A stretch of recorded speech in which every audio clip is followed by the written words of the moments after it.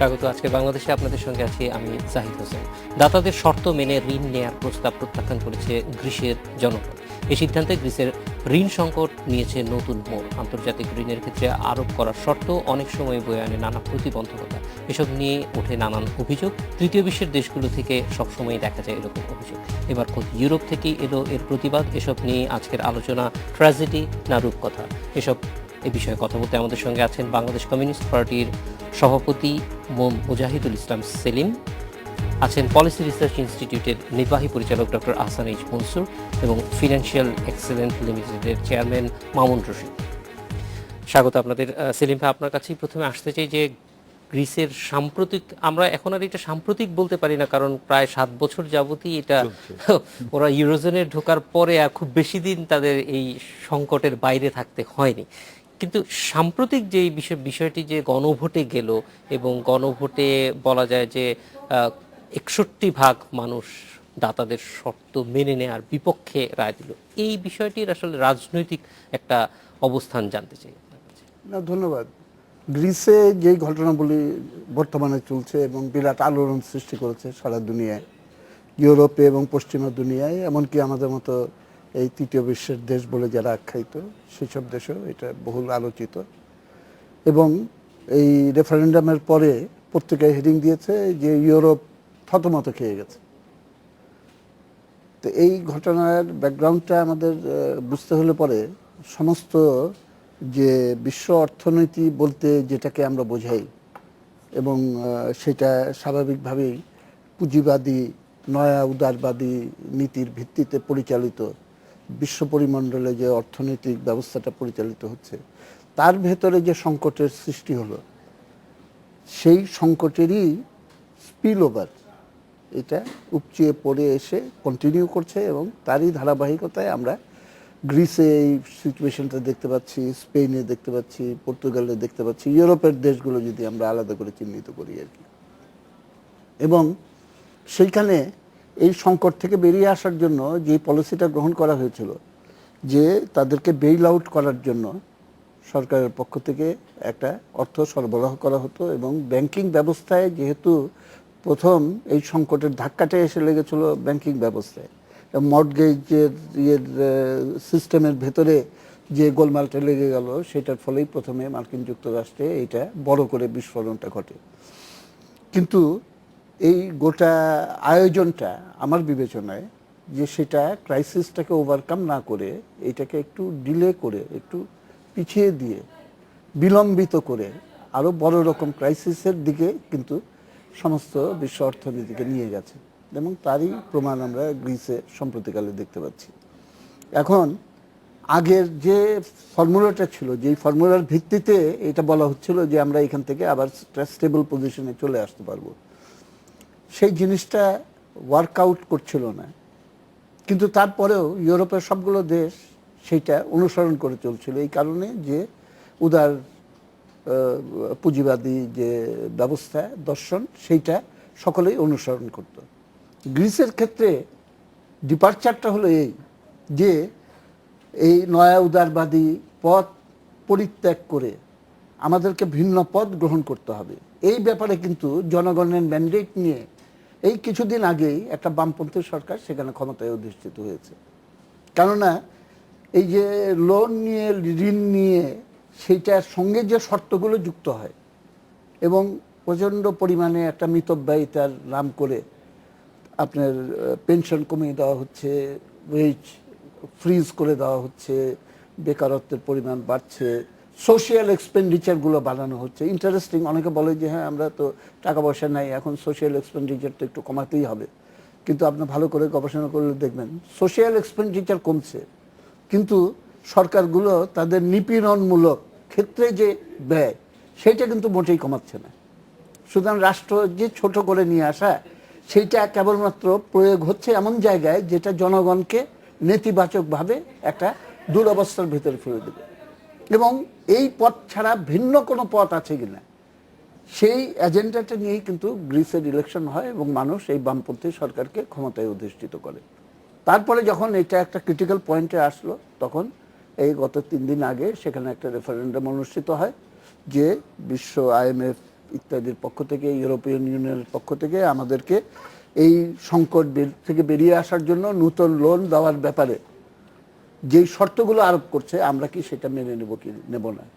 এবং সেই শর্তগুলোর ভেতরে আরও এমন কতগুলো ব্যবস্থা ছিল যেটা মানুষকে আরও বিপদের ভেতরে, অর্থনৈতিক অসুবিধার ভেতরে ফেলবে। তো এই রেফারেন্ডাম যখন চলছিল তখনও দেখলাম ওয়েস্টার্ন মিডিয়া বলছে যে না, ইয়েস ভোট সামান্য এগিয়ে আছে 51% অ্যান্ড নো ভোট 49%।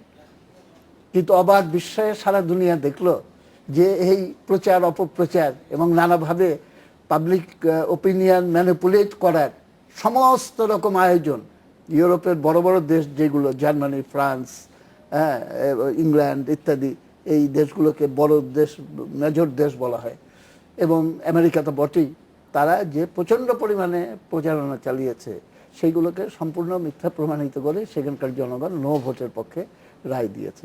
কিন্তু এটা দেখতে হবে, এটা আমরা অ্যানালিসিস করতে পারি, কিন্তু গ্রিস এই সংকট থেকে কিভাবে বেরিয়ে আসবে সেই ব্যাপারে কেবলমাত্র এই নিওলিবারাল পলিসির ভিত্তিতে যে বেইল আউট মানি দিয়ে ব্যাংকিং সিস্টেমের মাধ্যমে ব্যাংকিং সিস্টেমটাকে রিভাইভ করলেই অটোমেটিক্যালি অর্থনীতিতে নতুন প্রাণের সঞ্চয় হবে, যে জিনিসটা হলো না গ্রিসের ক্ষেত্রে।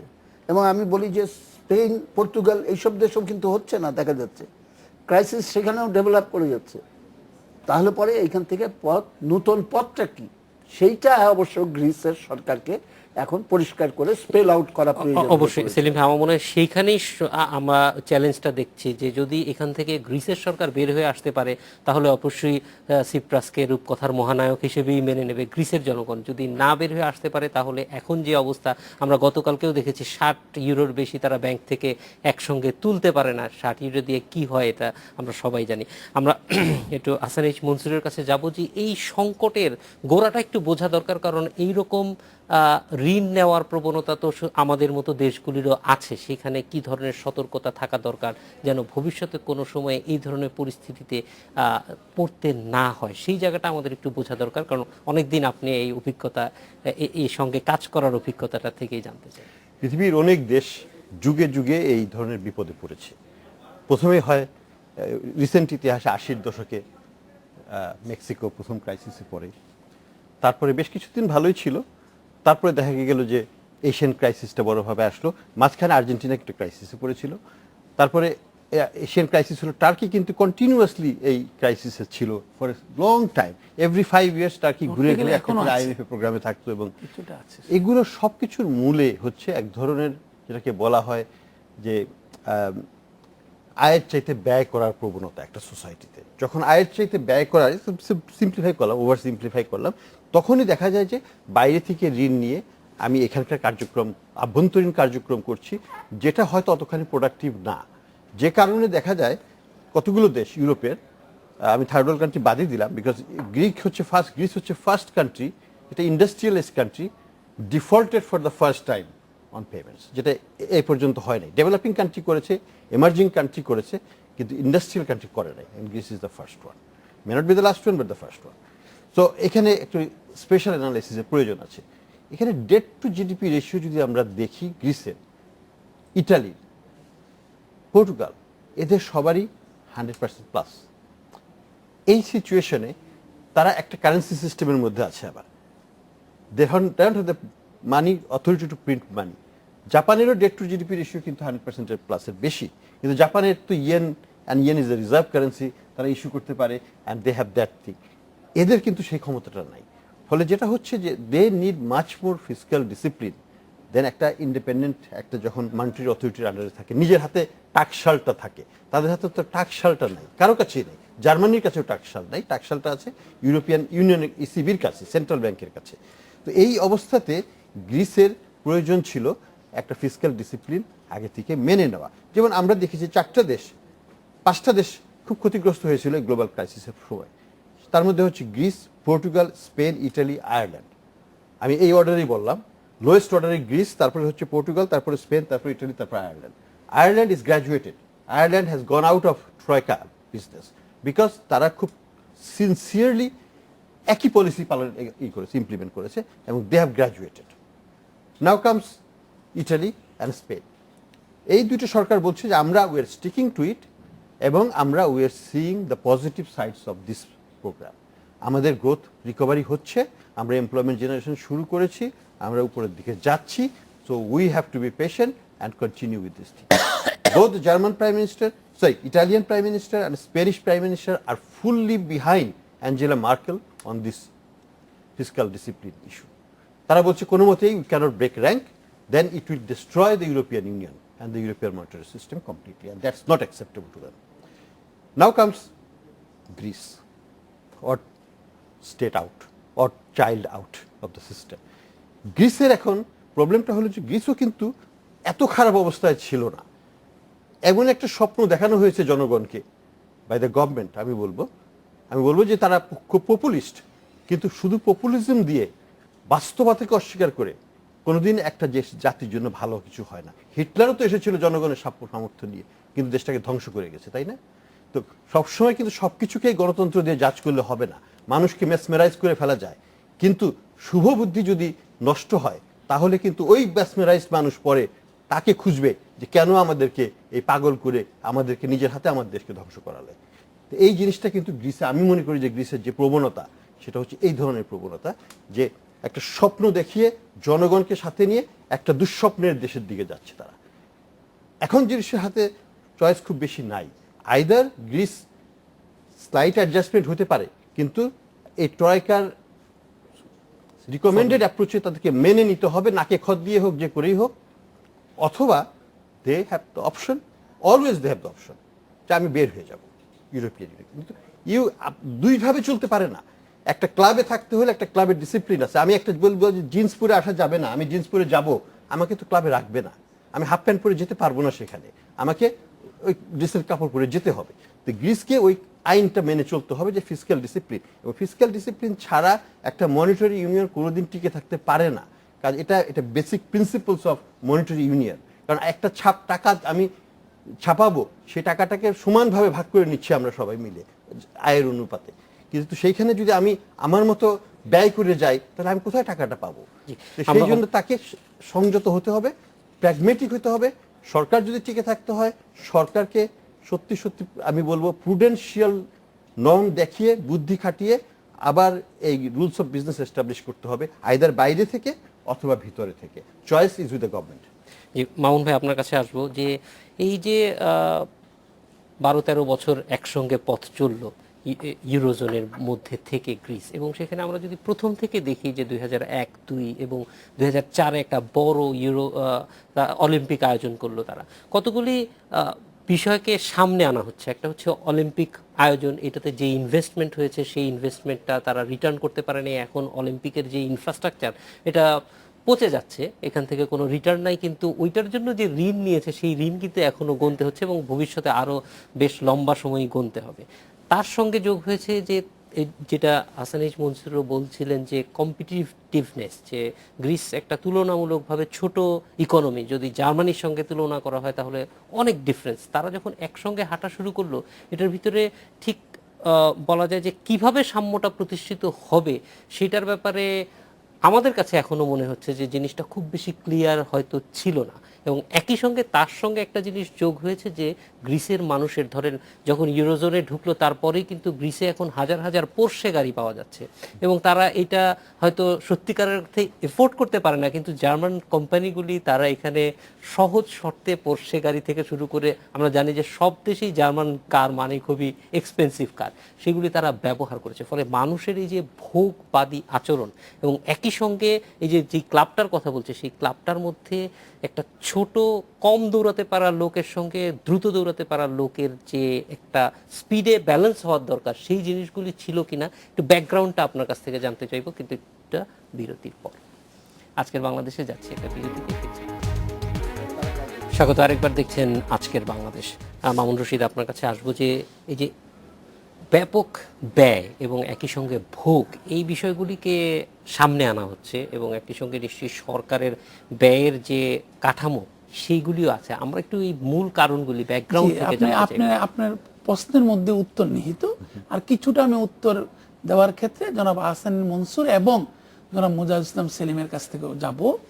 একটি যখন আপনার মনে পড়ে কিনা জনাব আহসান এস মনসুরের হয়তো সম্ভবত মনে পড়বে, যখন নাকি গ্রিসের মতো দেশগুলা এবং পরবর্তীকালে আরো দুর্বল দেশগুলা টার্কি সহ যারা ইউরোপিয়ান ইউনিয়নে যোগ দেয়, তখন কিন্তু বিভিন্ন অর্থনীতিবিদরা বলেছিলেন, তারা একটা আশঙ্কা কিন্তু উচ্চারণ করেছিলেন যে এই যে লেভেল প্লেইং ফিল্ড করতে যেটা কোন কোন জায়গায় তারা বলেছেন ইনফ্লেশন, তারা বলেছিলেন যে একটা মিনিমাম পসিবল ইকোনমিক ইন্টিগ্রেশনকে সাপোর্ট করার জন্য যেই ধরনের পাবলিক ইনভেস্টমেন্ট প্রয়োজন সেইটার কে রক্ষা করবে। এটা কিন্তু আপনার প্রশ্নের উত্তর যেটা বললাম। আজকে গ্রিসের সমস্যাটা কি, যেই সমস্যাটা আমরা দেখেছিলাম এশীয়, যেটা শুরুতে উনি যেটা বলেছেন যে পূর্ব এশিয়ার যে সংকট ছিল 90 দশকের শেষ ভাগে এসে, 90 দশকের শুরুতে যে সংকট আমরা দেখেছি আর্জেন্টিনায়, সেটা কিন্তু ছিল মানে ওয়ার্ল্ড ইকোনমি যেভাবে ইন্টিগ্রেটেড হয়ে যাচ্ছে, গ্লোবাল ইকোনমির প্রতি অ্যাকশনালাইজেশনটাকে হিটেড আপ করে ফেলেছিল ওরা। প্রচুর এক্সচেঞ্জ রেটকে প্রেসার দিয়েছিল, প্রচুর ফরেন কারেন্সি বরোইং করেছিল। এই সমস্যাটা কিন্তু একটু পার্থক্য আছে, যেটা আহসান মনসুর বললেন যে PIIGS, Portugal, Ireland, Italy, Greece and Spain, আমরা বলি পিক্স অর্থনীতির ভাষায় কিছুটা, মানে ম্যাক্রো ইকোনমিক্সটা যখন আলোচনা করেছে ডিলিং রুমে ট্রেজারি এনভায়রনমেন্টে আমাদেরকে ক্রাইসিসটাকে বলা হয়েছিল পিক্স। এই পিক্সের ইস্যুটা কি পাবলিক ডেট, প্রচুর সভরিন ডেট নিয়েছে তারা, রাষ্ট্র মানে সরকার রাষ্ট্রের পক্ষে প্রচুর ডেট ক্রিয়েট করেছে। এই ডেটটা ক্রিয়েট করছিল কিভাবে, বাজেট ডেফিসিটকে সাপোর্ট দিতে যেয়ে তারা, যে তাদের যে প্রচুর তারা স্পেন্ডিং করছিল, এমপ্লয়মেন্ট ক্রিয়েট করতে যাচ্ছিল, ফান্ডামেন্টালি ইকোনমিক ডিরেকশনটা কিন্তু রাইট ছিল না। আপনার নিঃসন্দেহে মনে আছে গ্রিসের কিন্তু ইকোনমির কম্পোজিশন হচ্ছে 82% হচ্ছে সার্ভিস সেক্টর এবং 4-5% হচ্ছে এগ্রিকালচার, বাকিটা হচ্ছে ম্যানুফ্যাকচারিং। তো এই যে কারণে ম্যানুফ্যাকচারিং এর ক্ষেত্রে আবার একটা নোজ ডাইভ আছে, তারা শিপিং এ গ্রিস ফ্ল্যাগ ক্যারিয়ার হচ্ছে সারা পৃথিবীতে, পানামা, গ্রিস আর গুসনি অ্যান্ড জার্সি, এই চারটাই হচ্ছে শিপিং এর ফ্ল্যাগ ক্যারিয়ার ওরা। তার মধ্যে আবার গ্রিস মানে মাল্টা সহ গ্রিস সবচেয়ে এগিয়ে আছে মোটামুটিভাবে। তো এখন পাবলিক ডেট ক্রিয়েট করেছে তারা সরকারের ব্যয় নির্বাহের জন্য বাইরের থেকে ডেট এনেছে। তাদের যেটা উচিত ছিল, আমরা যে বারবার বলছি আমাদের অর্থনীতিবিদরা আমাদের সাথে যদি আপনি সম্পৃক্ত করেন আলোচনাটিকে, যে আমাদের রাজস্ব আদায় বাড়তে হবে, নাইলে কিন্তু যে কোনো ঋণ কিন্তু শর্তযুক্ত ঋণ, এবং যে কোনো ঋণের একটা লিমিট আছে, যে কোনো ঋণের একটা ম্যাচুরিটি পিরিয়ড আছে। সেই ক্ষেত্রে আপনার গ্রিসকে কিন্তু শুরুতে বলা হয়েছিল অর্থনীতিবিদরা যে তুমি তোমার রাজস্ব আদায় বাড়াও আর তোমার খরচ কমাও। এবং খরচটা কিভাবে, এখানে আবার সোশ্যালিস্টরা কিংবা কমিউনিস্টরা আসাতে আর একটু সমস্যায় পড়ে গেছে। তো শুধু যে ওনারাই ক্রিয়েট করেছেন সমস্যাটা তা না, এই ইউরোপিয়ান ইউনিয়নের যোগদানের পর থেকেই তো শুরু হয়েছে এটা।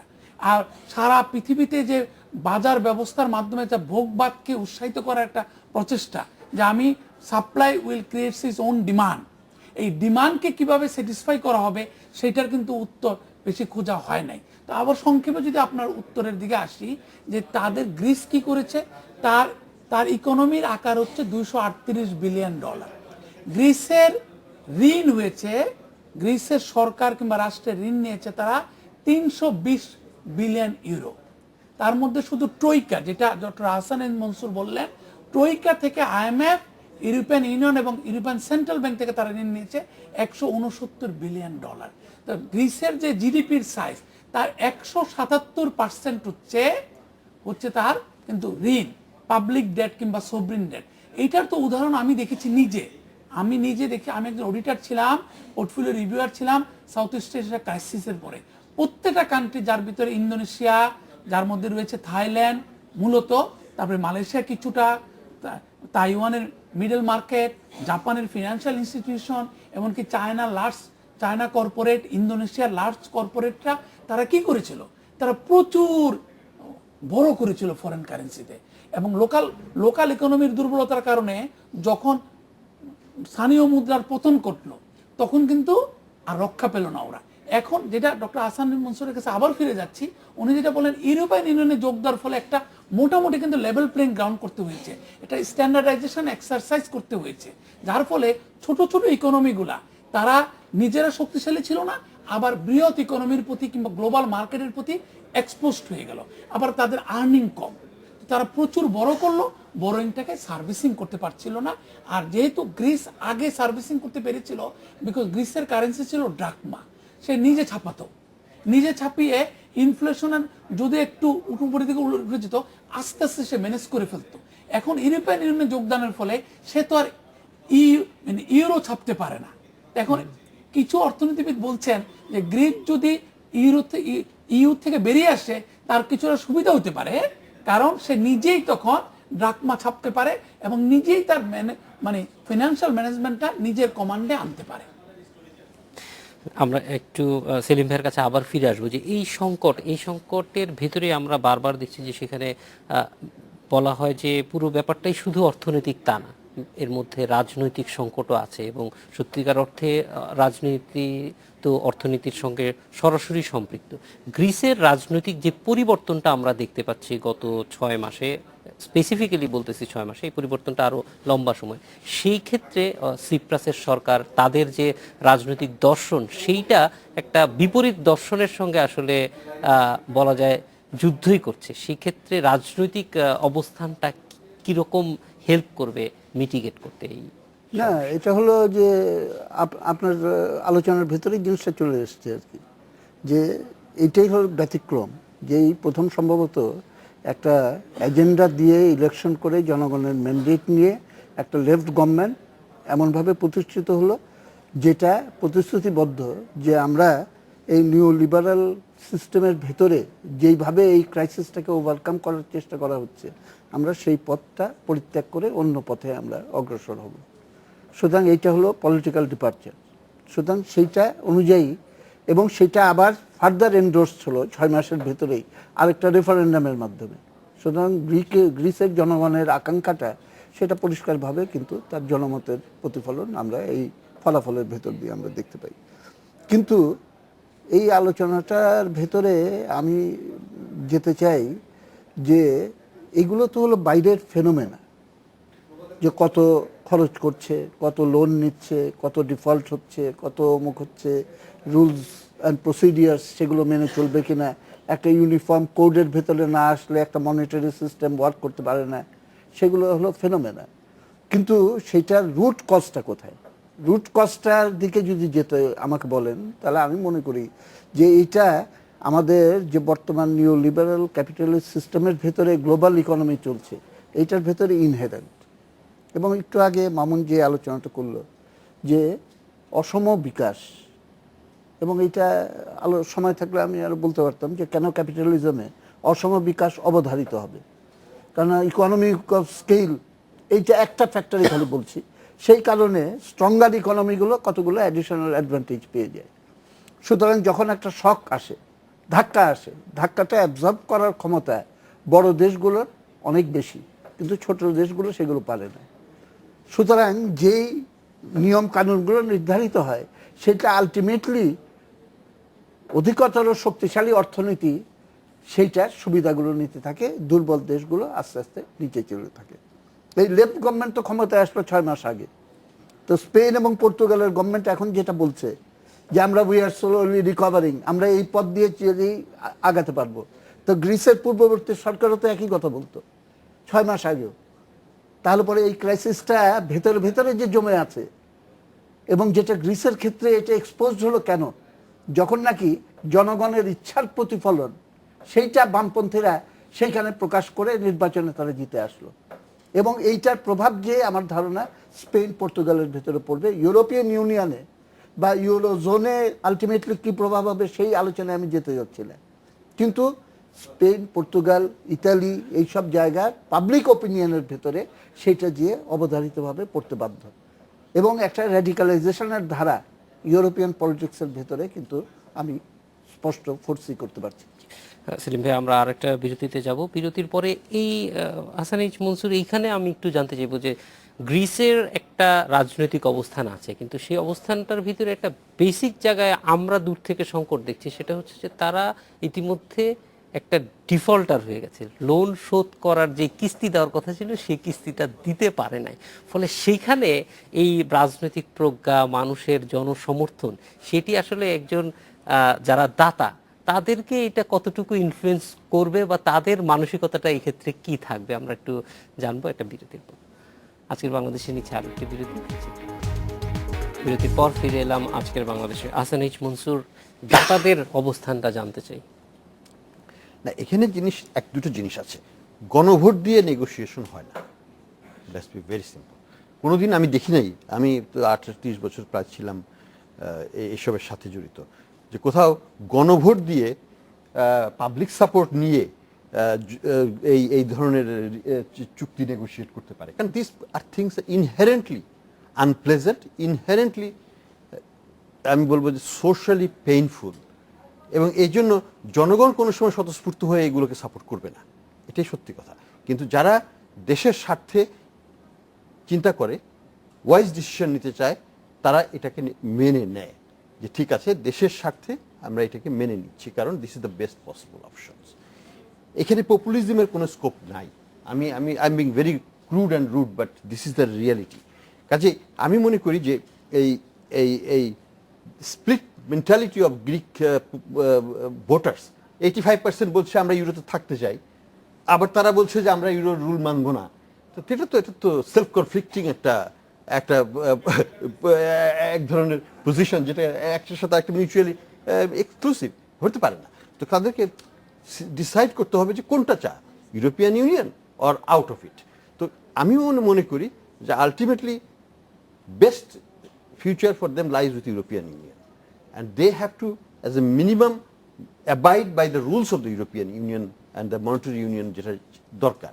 এখন কথা হলো যে এটা ফ্লেক্সিবিলিটি অবশ্যই দেখানো উচিত দাতাদেরকে, সেটা নিয়ে কোনো প্রশ্ন উঠছে না, ফ্লেক্সিবিলিটি অবশ্যই থাকবে, কিন্তু যদি ultimately core principles of economics, core financial discipline যদি না থাকে, তাহলে ভাঙা ঝুড়ির মধ্যে যতই টাকা ঢালুক না কেন, ওটা দিয়ে কিন্তু কিছু হবে না। এটা দিয়ে বরং অ্যানিমোসিটি আরো বাড়বে বিটুইন দ্য নেইবার্স।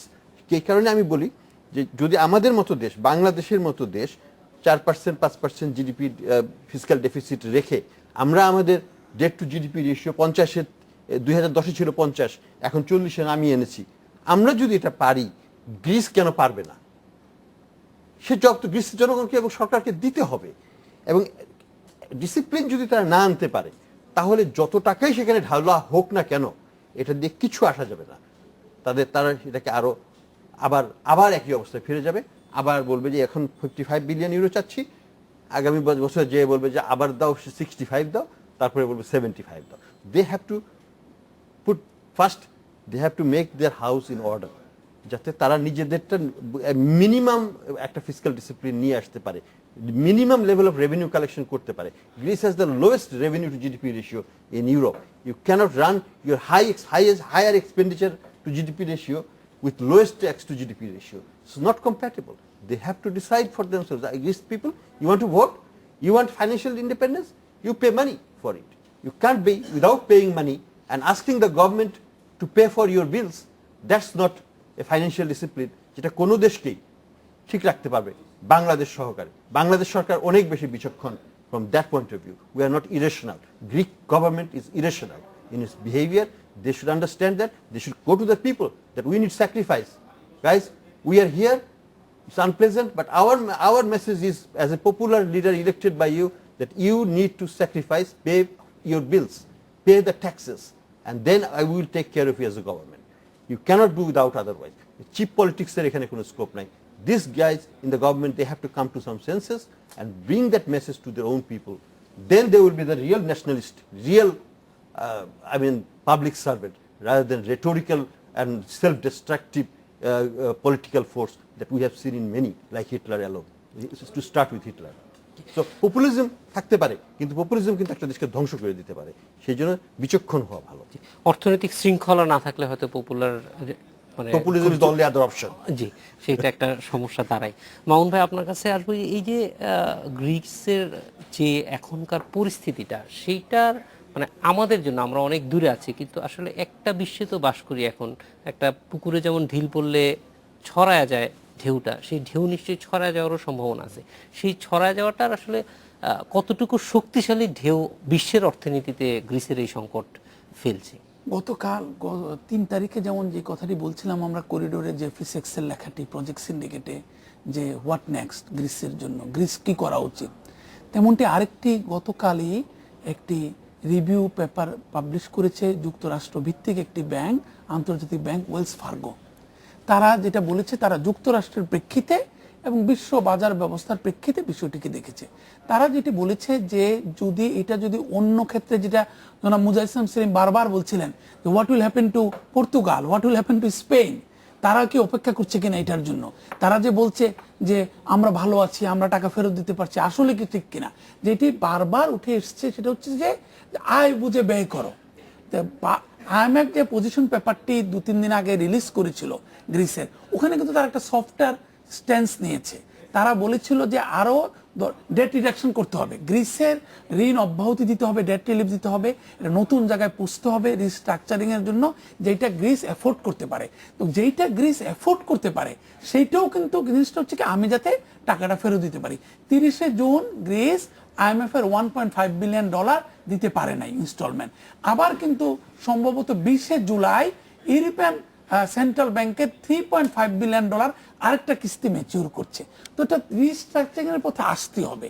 এবং এই পর্যায়ে তৃতীয় লাইনটা যেটা, ইউরোপিয়ান ইউনিয়নও কিন্তু আজকে যে বৈঠক করছে, তার প্রাথমিক রিয়াকশনে ইউরোপিয়ান ইউনিয়নের অন্তর্ভুক্ত কিংবা সংশ্লিষ্ট অর্থনীতিবিদরা, নীতি প্রণেতারা একটা কথা বলেছেন যে গ্রিস নিজেই বলুক সে টাকা ফেরত দিতে চায় কিভাবে, গ্রিস নিজেই বলুক সে কিভাবে রিস্ট্রাকচারিং করতে চায়, গ্রিস নিজেই বলুক তার ইন্টারনাল ক্যাশ জেনারেশন থেকে কত টাকা আসবে আর কত টাকা আমাদেরকে ইন্টারিম পিরিয়ডে তাকে বাঁচিয়ে রাখার জন্য দিতে হবে। যেটা আইএমএফ বলছে $60 বিলিয়ন অ্যাডিশনাল লাগবে, ডেটকে রিডিউস করতে হবে, একটা সহনীয় পর্যায়ে আনতে হবে।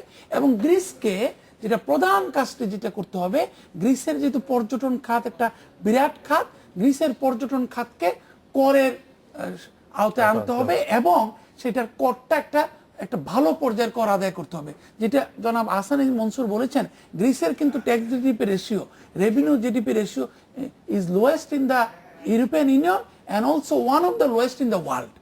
তো এই কারণে তাদেরকে কিন্তু নিজের আয় না বাড়ালে তার কাজ হবে না। এখন আসি এটার বিশ্ব অর্থনীতির উপর কি প্রভাব, আমাদের মতো দেশগুলোর উপরে কি প্রভাব। বিশ্ব অর্থনীতির উপর প্রভাব হচ্ছে যে মার্কিন যুক্তরাষ্ট্র গ্রিসে শুধু $1 বিলিয়ন এক্সপোর্ট করে, খুব একটা মারাত্মক কিছু না। মার্কিন যুক্তরাষ্ট্রের বড় বড় প্রতিষ্ঠানগুলো ইউরোপিয়ান বড় বড় প্রতিষ্ঠানের চেয়ে কম এক্সপোজড আছে। তারা অনেকেই ইন্টারিম পিরিয়ডে 2010 থেকে শুরু হলো এই লোন প্রজেক্টটা, 2010 থেকে 2014 মধ্যে অনেকেই কিন্তু বেরিয়ে গেছে। গ্রিস বন্ডের উপর এক্সপোজার কমিয়ে এনেছে, গ্রিসের সবরিন যে রিস্ক নিয়েছিল বড় বড় প্রতিষ্ঠানগুলো তারা সেই রিস্ক কমিয়ে এনেছে, সমস্ত কিছু একটা সহনীয় পর্যায়ে এনেছে। এখন যদি ইউরোপ যদি আক্রান্ত না হয়, ইউরোপিয়ান ইউনিয়ন যদি আক্রান্ত না হয়, তাহলে কিন্তু খুব একটা প্রভাব পড়বে না other than the lender itself. যেমন জার্মানি, তার এত ব্যথা কেন? কারণ তার তো highest lending to Greece $68 billion উপরে। তার এককভাবে চিন্তা করলে আইএমএফ এর চাইতেও কিন্তু বড় লোন দিয়েছে জার্মানি এককভাবে একটা দেশ হিসেবে, তার তো চিন্তা বেশি থাকবেই। তো তথাপিও অনেকে মনে করিয়ে দিয়েছে জার্মানিকে প্রথম বিশ্বযুদ্ধের পরে মার্কিন যুক্তরাষ্ট্র জার্মানিকে যেভাবে একটা সংকটের মধ্যে ফেলে দিয়েছিল সেইটার কথা জার্মানি যাতে মনে রাখে।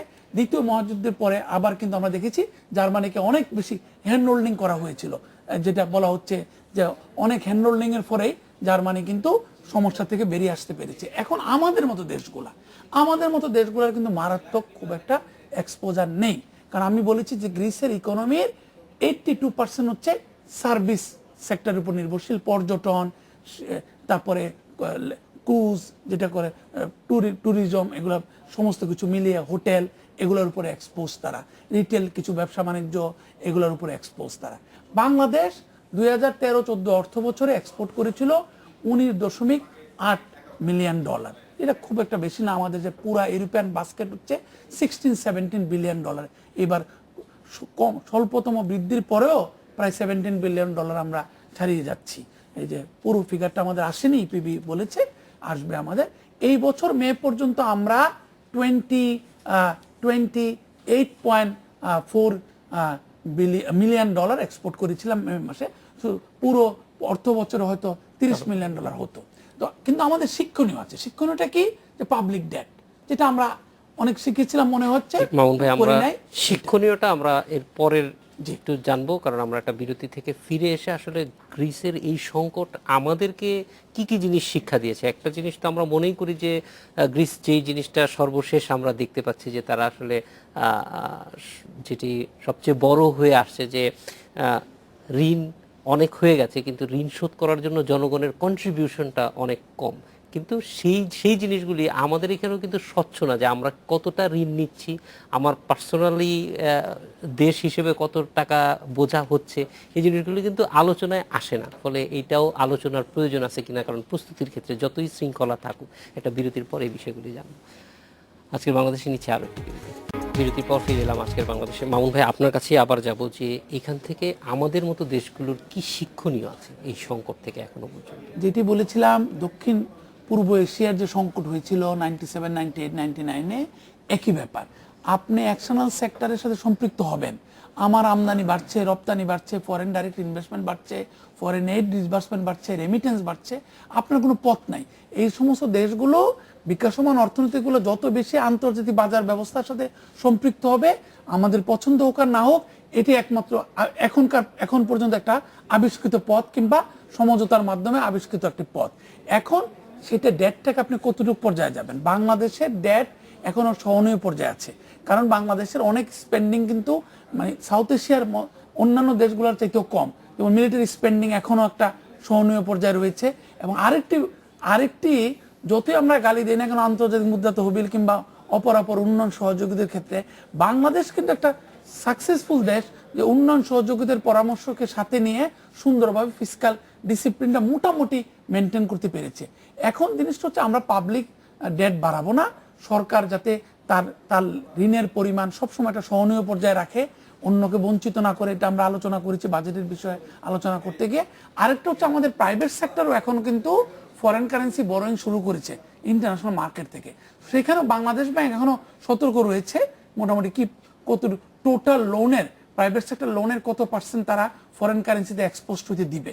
এটাকে একটু ভালোভাবে মনিটরিং করা উচিত। বিওআই এবং বাংলাদেশ ব্যাংক সবাই মিলে যদি মনিটর করে, পাবলিক ডেট এবং প্রাইভেট সেক্টরের ডেট, যেটা নাকি অ্যাকশনাল ডেট, ফরেন কারেন্সি লোনটা, এটাকে একটা সহনীয় পর্যায়ে রাখা, আর ফিসকাল ম্যানেজমেন্টটাকে সুযোগ, কিন্তু একই সঙ্গে এটা অবশ্যই মানে এমন ভাবে নিতে হবে যাতে সুযোগটা আমাদের জন্য ফাঁদ না হয়ে যায়। আমরা আসানিস মনসুর, আপনার কাছে একই বিষয়ে জানতে চাইবো যে বাংলাদেশের জন্য কি শিক্ষণীয় এবং করণীয়। আমরা গ্লোবালাইজড ওয়ার্ল্ডে আছি, গ্রিসের মতোই, এবং এখানে আমাদেরকেও ইন্টারন্যাশনাল রুলস, আমাদের ইন্টারন্যাশনাল ফাইন্যান্সিয়াল ডিসিপ্লিন যে সম্পর্কে সতর্ক থাকতে হবে। ইন্টারন্যাশনাল ফাইন্যান্স কিন্তু খুব পানিশিং, যখন ক্রাইসিস হয়, it's very punishing, very destructive for a society. আমরা দেখেছি আর্জেন্টিনাতে কি হয়েছে, কমপ্লিট মেল্টডাউন। গ্রিসে যেটা হতে যাচ্ছে এবং হয়েছে অলরেডি, পার্শিয়ালি আরও হতে যাচ্ছে, সেটা হচ্ছে মেল্টডাউন। তো এই জিনিসগুলোকে যেন কোনো মতেই, কোনো সোসাইটির জন্য এটা কোনো মতে কাম্য হতে পারে না। কাজে আমি মনে করি যে বাংলাদেশ সরকার এই বিষয়ে সতর্ক থাকবে এবং আছে। বাংলাদেশ সরকার কিন্তু সতর্ক আছে, এবং এটা কিন্তু আজকের লেসন না। বাংলাদেশ 1980-র দশকে পিঠ দেওয়ালে ঠেকে এটা শিখেছে। যখন বাংলাদেশ সরকার মানে 100-200 মিলিয়ন ডলারও আমাদের থাকতো না আমাদের রিজার্ভে, তখন আইএমএফ এর কাছ থেকে যখন টাকা আনতে হতো, তখন তারা এই ডিসিপ্লিনটা শিখেছে এবং এখনো ভুলে নাই, আমি বলবো। ধন্যবাদ। আমি সরকারকে ক্রেডিট দেবো, তারা ফিসক্যাল ডিসিপ্লিন 5% রেখেছে, ফিসক্যাল ডেফিসিট, এবং সেটা যদি আগামীতেও রাখতে পারে এবং রেখে যেতে পারে, আমাদেরকে এই ধরনের সংকটের মোকাবেলা করতে হবে না। সেলিম ভাই, লাস্ট একটু, এই সংকট থেকে উত্তরণের জন্য গ্রিসের দিকে আপনি কি ধরনের উদ্যোগ মনে করছেন আসতে পারে? 30 সেকেন্ড। আমার মনে হয় যে গ্রিসের জনগণের আকাঙ্ক্ষা অনুযায়ী তাদের অর্থনীতি পরিচালনার পথ তাদেরকে নির্ধারণ করার সুযোগ দেওয়া উচিত। ইন্টারন্যাশনাল তাদের যে কমিটমেন্ট আছে সেটা তারা অবশ্যই পূরণ করবে, ফিজিক্যাল ডিসিপ্লিন অবশ্যই থাকা উচিত। কিন্তু আমি ইনকামটা কোথায় থেকে জেনারেট করব? গরিবের কাছ থেকে নিব না বড় লোকের কাছ থেকে নিব? এক্সপেন্ডিচারটা কোথায় খরচ করব? বড় লোকের কাছে বেশি দেবো না গরিবের কাছে দেবো? আমাদের নিউ লিবারাল পলিসির ভেতরে তার ডাইরেকশনটা হলো যে বড় লোককে আরো বড় বানাও, ট্রিকল ডাউন করে আস্তে আস্তে এটা গরিবের কাছে যাবে। এবং এই পলিসি যে কমপ্লিটলি ফেলিয়ার এবং ক্রাইসিসের পরে ক্রাইসিসের জন্ম দেয়, সেইটা আরেকবার গ্রিসের ঘটনা বলে আমাদের চোখে আঙ্গুল থেকে দেখিয়ে দিল। সুতরাং আমি মনে করি বাংলাদেশের যেটা করা উচিত, বর্তমান যে ইকোনমিক ফিলসফিতে দেশ চলছে, সেইটা সম্পূর্ণভাবে পরিত্যাগ করে আমাদের মুক্তিযুদ্ধের ধারায় আমাদের দেশকে আবার ফিরিয়ে নিয়ে যাওয়া উচিত। মুজাহিদুল ইসলাম সেলিম, আহসানিস মনসুর এবং মামুন রশিদ, আপনাদের তিনজনকে অনেক ধন্যবাদ আমাদের সঙ্গে যুক্ত হওয়ার জন্য। এই ছিল আজকের বাংলাদেশে। দেখা হবে আগামীকাল একই সময়ে। শুভরাত্রি।